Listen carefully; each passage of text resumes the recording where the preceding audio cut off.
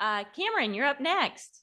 And he is here to speak with us about AI, human worth, and future of personal injury law.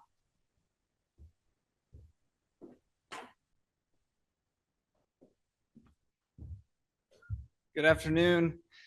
Congratulations, Sarah. You've been through some things that we both can relate to. And so it's amazing how far you've come and all you've accomplished so far. So congrats. And Betsy, I mean, you were Billboard Betsy when I went to Mauer, and it was great to finally meet you 3 years ago in person, like Billboard Betsy incarnate. It was awesome. Congratulations, Betsy. So good afternoon. This is my skull, or a replica of the one that shattered 9 years ago. It's like a voodoo doll. You have to be careful.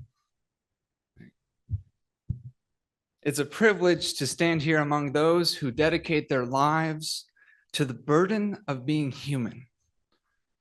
Plaintiffs' attorneys like yourselves are uniquely equipped to stand with those who suffer and suffer unjustly. You've seen it firsthand. Some of you would even say you've seen it all. And many of you have probably suffered greatly yourselves. I know I have. I was 17 years old when a speeding Lexus turned my life into a question mark. It was a quiet street in Columbus, Indiana. Just outside my parents' driveway, I was riding a skateboard, teaching my 9-year-old neighbor Hannah some tricks, when a speeding Lexus smashed into my pedestrian body. My head shattered the windshield. My body dented the rooftop. And I landed unconscious a few driveways down from my parents' house in a neighbor's yard. Hannah, not seeing the crash, ran into her grandmother's house screaming, "Cameron's been shot! Cameron's been shot!" One of my sneakers was found later, 60 feet up, dangling in a tree. I was airlifted to IU Methodist Hospital here in Indianapolis, where I remained in an unmedicated coma for the next nearly 3 weeks. Physicians diagnosed me with the highest level of severe diffuse axonal brain injury down to my brainstem. They told my family that I may never wake up, and that if I did, I'd be a shadow of myself, trapped in a vegetative state or with a child's mind forever. When my eyes finally opened, I found myself in an unfamiliar world. I couldn't walk, couldn't talk, or even think or feel the way I used to. I couldn't even recall the name of my fiancée, Chelsea, whom I proposed to just a month prior. Life was objectively different for me. My initial response, indifference. While relearning the basics of life was brutal, the real battle for me was existential. I'd lost a third of my skull, a big deal to be sure, but losing my sense of self cut deeper. My faith told me that I was more than a brain, but the brain injury whispered something else. This is your forever life, Cameron. The way you feel today, depressed, dragged, undone, is the way you will always feel. Those strange looks, they'll keep coming. Those close friends, they'll keep running. And those goals of yours, they'll need rewriting. Naked I felt, and ashamed I was. Now, this disorientation unearthed questions I'd never asked myself before. Who am I without my abilities or memories? What defines human worth when output vanishes? Now, as I wrestled with these questions over the last 9 years, I've begun to see them echoing beyond my own life into a world on the brink of its own awakening.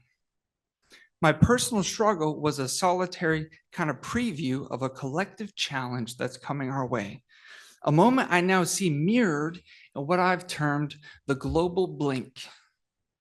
This is the instant when we snap awake and realize artificial intelligence, AI, is woven into our work, our trade, our play.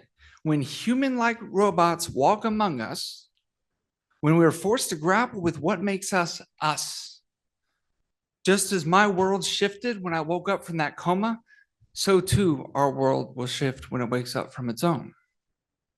In this shifting landscape, that's where you come in, trial lawyers. Most people think being a lawyer is about arguing well.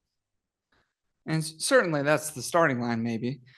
But the finish line is transformation. Helping someone not just win a legal case, but reclaim their sense of personal worth and begin the process of healing. This process doesn't start with the verdict or the settlement or the outcome, but with the entire experience of representation.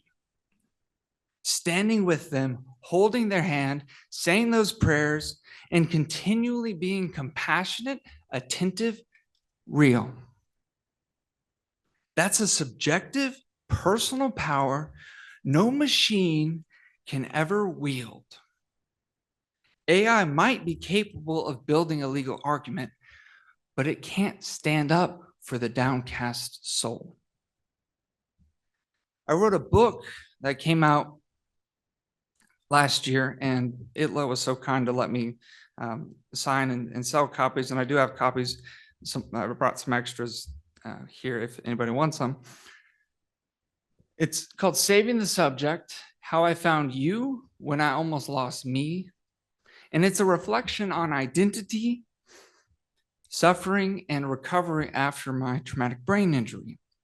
I wrestled with what it meant to live not just as an object of an injury, but as a subject who suffers and changes. Even though I'm a lawyer today, I still see argument as actually one of the greatest obstacles to growth and change in my life. As I wrote on pages 76 to 77, argument distinguishes man from beast and brute, but it keeps him where he is. The more he argues, the lower he goes. Argument won't save him. It's actually the pretense of what's hurting him. We often make our way through difficulty and trauma by arguing at our circumstances, arguing at those around us, our pain, even with God. I did it too, so I know. And that's why we desperately need someone else to step in, to help us stop arguing and start healing. I had a lawyer work my brain injury case 8 years ago.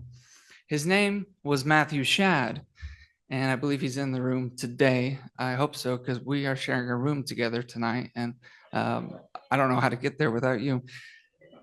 So Matt listened to me and my wife the first day of our consultation, and he took us out for dinner that day too.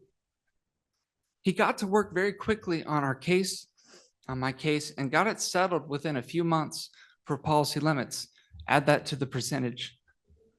For those of you that were here for the Fleschner talk. And it got settled within a few months for policy limits.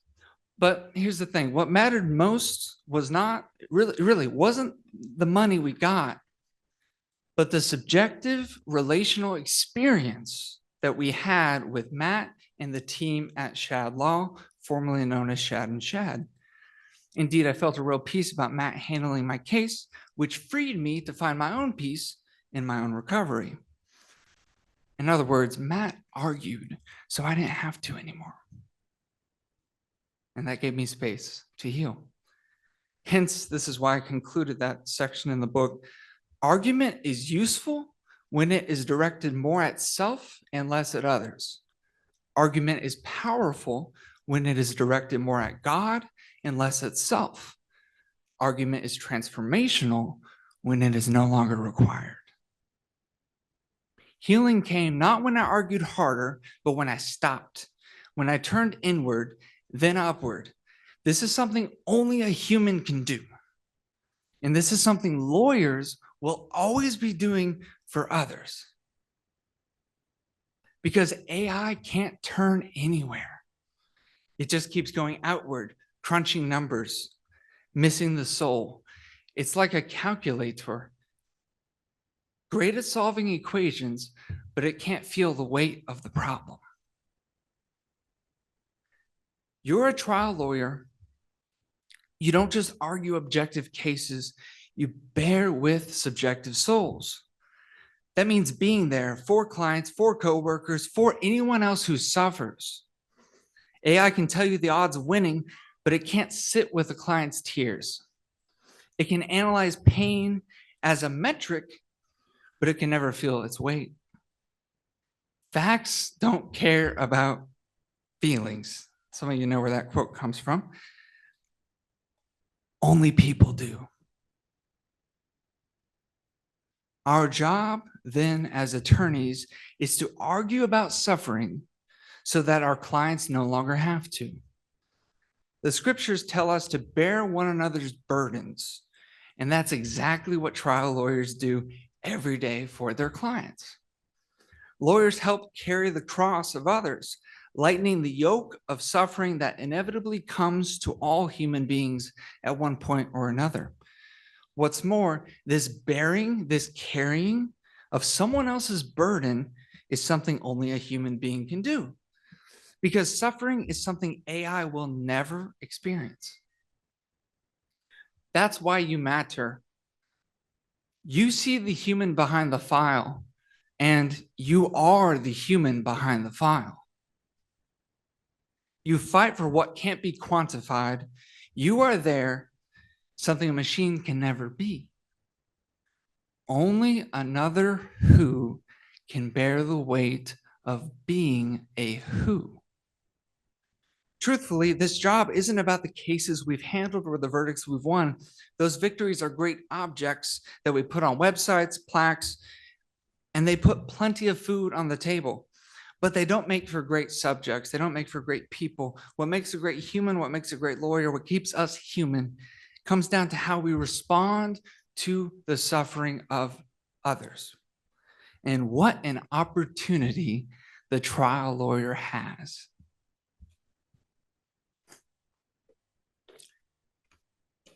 So this skull reminds me every day that we are more than objects. We are subjects capable of breaking, of healing, and transforming. That's why your role can't be replaced. Behind every injury is a story. We know this. A soul, a burden needing to be carried. And there's no software for this. There's only presence, only advocacy, only you. So next time you step into the client meeting or the courtroom hearing, remember that you're not just there to argue. You are there to carry, to restore, to remind the world what it means to save the human subject. Thank you.